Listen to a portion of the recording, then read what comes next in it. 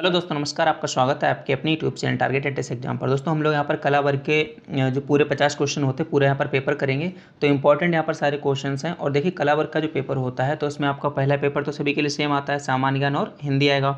दूसरा पेपर जो आएगा उसमें आपके 50 क्वेश्चन रीजनिंग के रहेंगे और 50 क्वेश्चन आपके कला वर्ग के रहेंगे। तो कला वर्ग में जो आपके क्वेश्चन पूछे जाते हैं वो भी आपके सामान्य ज्ञान के ही होते हैं, जहाँ पर आपसे जो है सामान्य ज्ञान के सारे क्वेश्चन आएंगे। जैसे आपका हिस्ट्री हो गया, पॉलिटी हो गया, इकोनॉमी हो गया, करंट अफेयर्स हो गए और कुछ आपके स्टैटिक जीके के क्वेश्चन भी आपको उसमें देखने को मिलेंगे। तो कुल मिलाकर यहाँ पर सामान्य ज्ञान ही है एक तरीके से। तो जो साइंस वाले बच्चे हैं वो भी इसको देख सकते हैं। बाकी आप लोग प्रीवियस ईयर पेपर ले लीजिएगा, इनसे आपको और अच्छा आइडिया लगेगा किस प्रकार के क्वेश्चन आएंगे। 5 दिन बचे हुए हैं तो बेहतरीन तरीके से अपनी तैयारी कर लीजिएगा। चलिए, पहला क्वेश्चन है यहाँ पर आपका, सामान्य संतुलन सिद्धांत किसने प्रतिपादित किया था?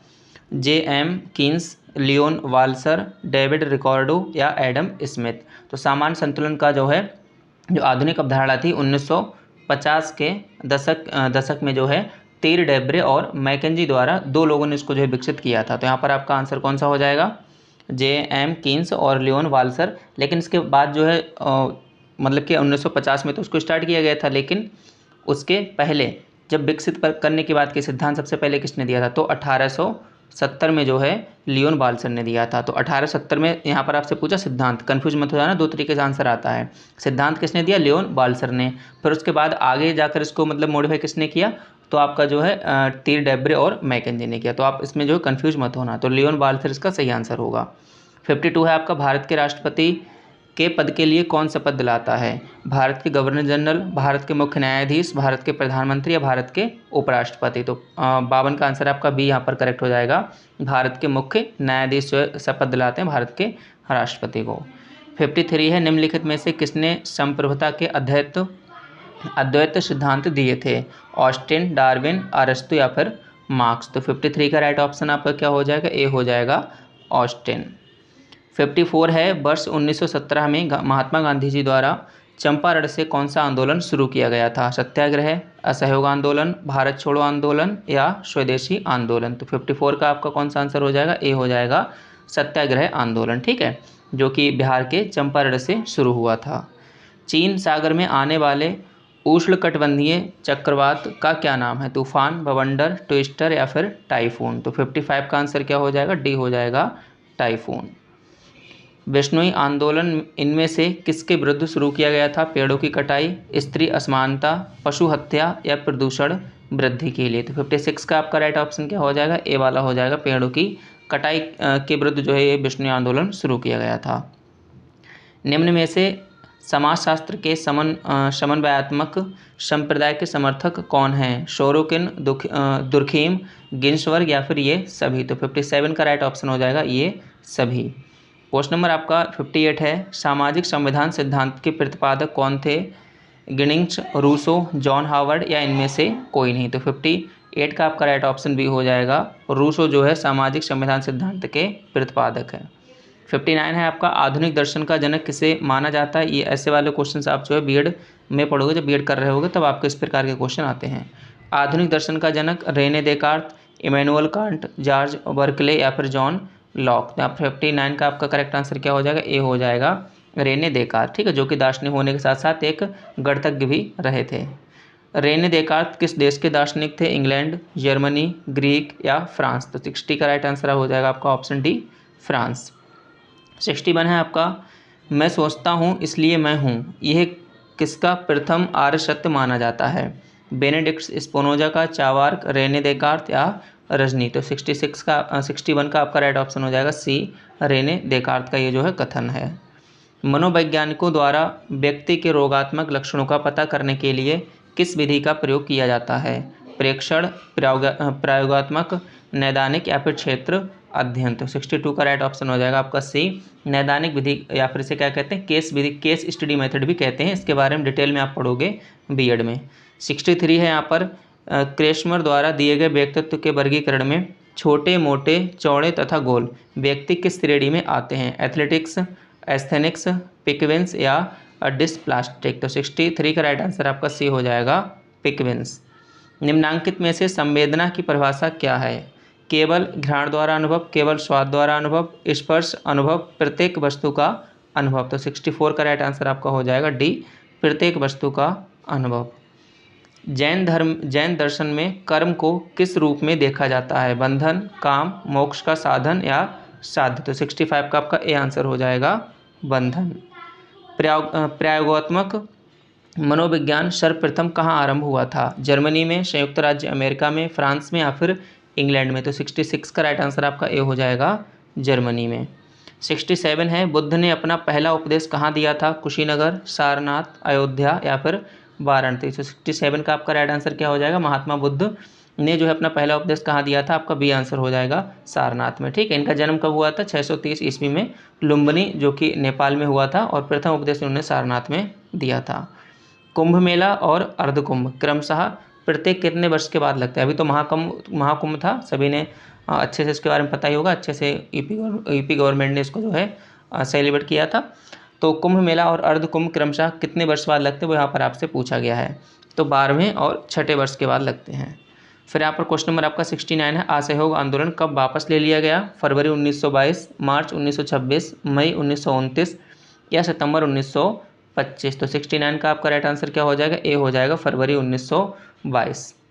फिर क्वेश्चन नंबर यहाँ पर आपका 70 है, किस स्वतंत्रता सेनानी को लोकमान्य की मानद उपाधि दी गई? लाला लाजपत राय जी, दादा भाई नौरोजी, बाल गंगाधर तिलक या डॉक्टर राजेंद्र प्रसाद जी को? तो यहाँ पर 70 का आंसर क्या हो जाएगा? लोकमान्य की उपाधि किसे देगी? बाल गंगाधर तिलक जी को देगी। 70 का आपका आंसर सी जो है बिल्कुल यहाँ पर करेक्ट हो जाएगा। क्वेश्चन नंबर आपका 71 है, महात्मा गांधी ने किस आंदोलन के लिए करो या मरो का नारा दिया था? असहयोग आंदोलन, भारत छोड़ो आंदोलन, सविनय अवज्ञा आंदोलन या फिर खिलाफत आंदोलन? तो 71 का राइट आंसर क्या हो जाएगा आपका? बी हो जाएगा। भारत छोड़ो आंदोलन जब चला तब इन्होंने करो या मरो का नारा दिया था। 72 है, महात्मा गांधी भाप से चलने वाले जहाज SS सफारी, क्या नाम था उसका? SS सफारी द्वारा दक्षिण अफ्रीका के कहाँ पहुँचे थे? जोहान्सबर्ग में, कैपटाउन में, डरबन में या फिर पोर्ट एलिजाबेथ में? तो 72 का राइट ऑप्शन क्या हो जाएगा? सी हो जाएगा डरबन में। 73 है, रविंद्रनाथ टैगोर ने किस नरसंहार के विरोध में नाइटहुड की उपाधि लौटा दी थी? जलियांवाला बाग नरसंहार, खिलाफत आंदोलन, सैनिक विद्रोह या असहयोग आंदोलन? तो 73 का राइट ऑप्शन हो जाएगा जलियांवाला बाग नरसंहार। कब हुआ था ये? 13 अप्रैल 1919। ठीक है, फिर यहाँ पर क्वेश्चन नंबर आपका 74 है, गांधी जी ने जून 1904 में डरबन के बाहर बस्ती नामक एक सामुदायिक क्रियाशील मठ की स्थापना की थी। कौन सी बस्ती थी वह? रस्किन, नटाल, प्रिटोरिया या फिनिक्स? तो 74 का राइट ऑप्शन डी हो जाएगा फिनिक्स।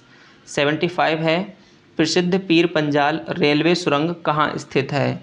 झारखंड, जम्मू और कश्मीर, महाराष्ट्र या मिजोरम में? तो 75 का राइट ऑप्शन क्या हो जाएगा? बी हो जाएगा जम्मू और कश्मीर में। तो पूरे 50-50 क्वेश्चन हम करा रहे हैं, नहीं पूरा पेपर आपको एक ही बार में करा रहे हैं सब्जेक्ट वाइज।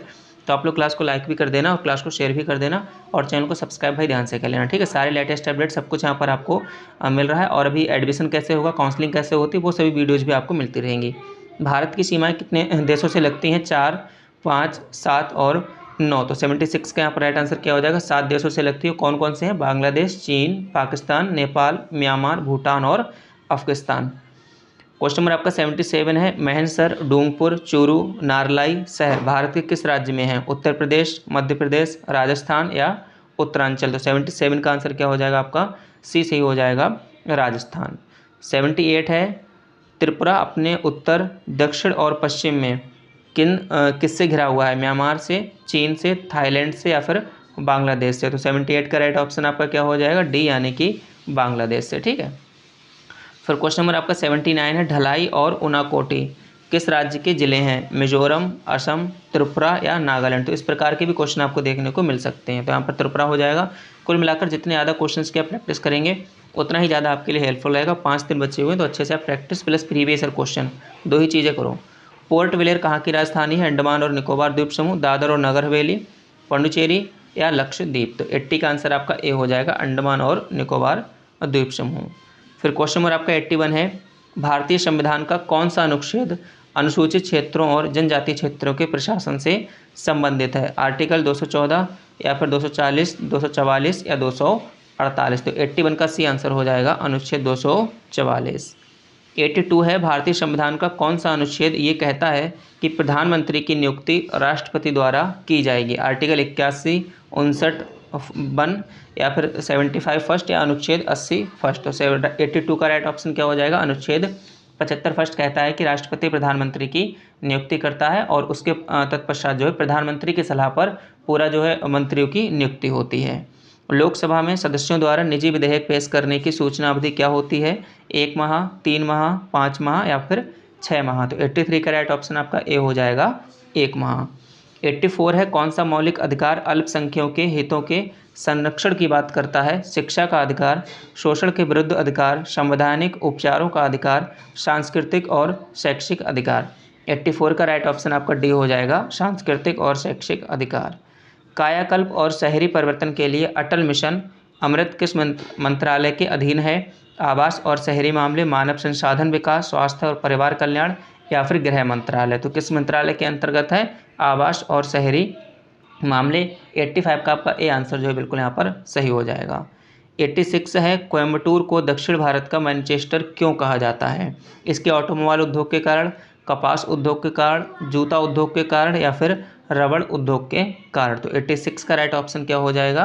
कपास उद्योग के कारण जो है इसे दक्षिण भारत का मैनचेस्टर कहा जाता है। तो 86 का भी आंसर आपका राइट हो जाएगा।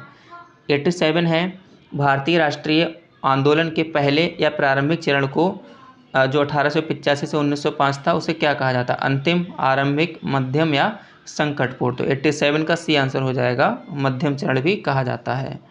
महात्मा गांधी ने सत्याग्रह सभा की स्थापना कौन से सन में की थी? 1920, 1918, 1919 या 1921। तो 88 का राइट ऑप्शन आपका सी सही हो जाएगा, फरवरी 1919। ठीक है। फिर यहाँ पर क्वेश्चन नंबर आपका 89 है, भारत में राजनीतिक सुधारों के लिए आंदोलन शुरू करने वाले भारतीय नेता कौन थे? सुब्रमण्यम अय्यर, राजा राममोहन राय, आनंद चार्लू या महात्मा गांधी जी। तो 89 का आपका आंसर कौन सा हो जाएगा? राजा राममोहन राय जी। बी आंसर आपका करेक्ट हो जाएगा। ठीक है, ये पहले जो है भारतीय थे जिन्होंने सामाजिक, धार्मिक और राजनीतिक सुधारों के लिए अपने आंदोलन प्रारंभ किए थे।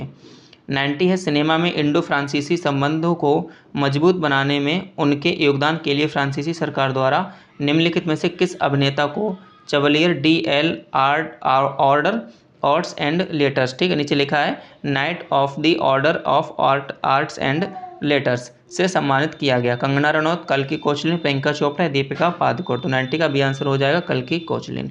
तो फिलहाल ये थोड़े करंट अफेयर से भी क्वेश्चन आपसे पूछ लेते हैं एक दो। 28 दिसंबर 1885 को भारतीय राष्ट्रीय कांग्रेस की स्थापना गोकुलदास तेजपाल संस्कृत स्कूल के परिसर में कहाँ हुई थी? दिल्ली, बम्बई, कलकत्ता या फिर मद्रास। तो यहाँ पर भी आंसर सही हो जाएगा, बम्बई।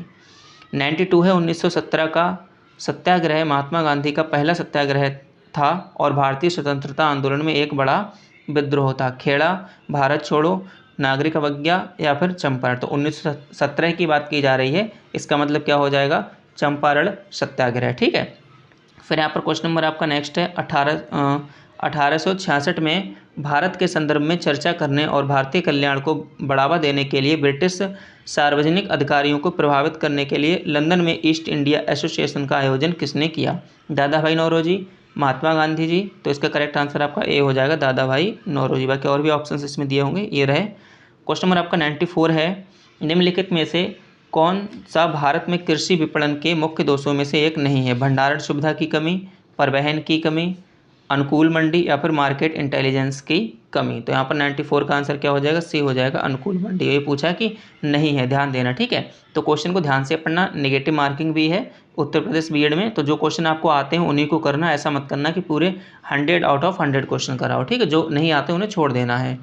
झील भारत की सबसे बड़ी खारे पानी की झील है, ये भारत की सबसे बड़ी झील भी है। कौन सी झील है? डल, चिल्का, बुलर या डीडवाना। तो 95 का बी आंसर हो जाएगा। यहाँ पर चिल्का झील जो है उड़ीसा राज्य में है और इसका आंसर आपका बी यहाँ पर करेक्ट हो जाएगा। फिर यहाँ पर 96 है, मिट्टी भारत में सर्वाधिक मात्रा में पाई जाती है। कौन सी मिट्टी? लाल, काली, जलोढ़ या फिर लेटेराइट। तो 96 का आपका कौन सा आंसर हो जाएगा? सी आपका सही हो जाएगा, जलोढ़ मिट्टी जो है भारत में सर्वाधिक मात्रा में पाई जाती है। 97 है, किस शहर को स्टील सिटी ऑफ इंडिया के नाम से जाना जाता है? मुंबई, कोलकाता, कोच्चि या जमशेदपुर। तो 97 का आंसर क्या हो जाएगा? डी यानी कि जमशेदपुर। 98 है, बाकी प्रीवियस ईयर पेपर आपने ले ही लिए होंगे। 98 है, इनमें से कौन सी नदी भारत में पश्चिम दिशा में बहती नदी नहीं है? क्या पूछा? नहीं है। नर्मदा, साबरमती, लूनी या फिर कृष्णा। तो 98 का राइट ऑप्शन आपका हो जाएगा डी यानी कि कृष्णा। 99 है, 73वें संविधान संशोधन 1992 के द्वारा भारतीय संविधान में कौन सा शीर्षक से एक परिच्छेद जोड़ा गया जो अनुच्छेद 243 से 243 ओ के प्रावधान को कवर करता है? अल्पसंख्यक, न्यायपालिका, पंचायत या सदन। तो इसका राइट ऑप्शन आपका हो जाएगा सी, यानी कि पंचायत। फिर यहाँ पर क्वेश्चन नंबर आपका 100 है और लास्ट वाले क्वेश्चन का आप लोग क्या करते हो, कमेंट बॉक्स में आंसर देते हो, तो भाई आप लोग उसका आंसर दीजिएगा। बाकी क्लास पसंद आई तो क्लास को लाइक कर देना, चैनल को सब्सक्राइब भी कर देना। इसी के साथ आप सभी साथियों का बहुत बहुत धन्यवाद।